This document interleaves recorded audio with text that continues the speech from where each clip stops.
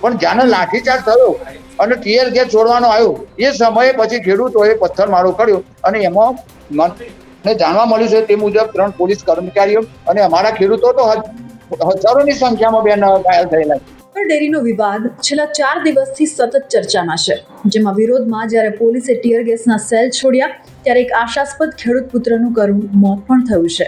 જોકે આ તરફ પોલીસ યુવાનનું મોત હાર્ટ એટેકથી થયું હોવાની વાત કરી રહ્યું છે।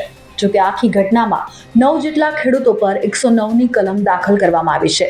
યોગ્ય સમયસર નફા સાથે હવે આ કલમ પણ હટાવી ખેડૂતોને મુક્ત કરવામાં આવે તે માંગણી સાથે ખેડૂતો અને પશુપાલકો જંગે ચડ્યા છે।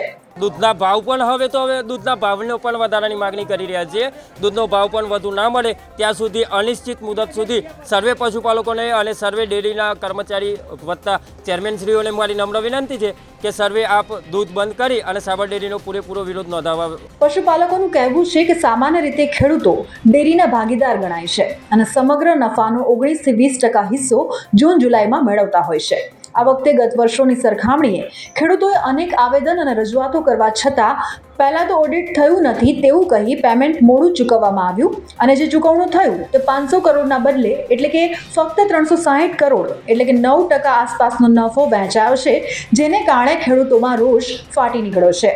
આપને એ પણ જણાવી દઈએ કે રોજનું લાખો લીટર આશરે 10,000 લીટરની ક્ષમતા ધરાવતા 150 થી 200 જેટલા ટેન્કર સાબર ડેરી સુધી પહોંચતા હોય છે। જોકે છાશવારે આ રીતે વિરોધ અને માંગણીઓને લઈને ટકરાવ પણ સામે આવતો રહે છે।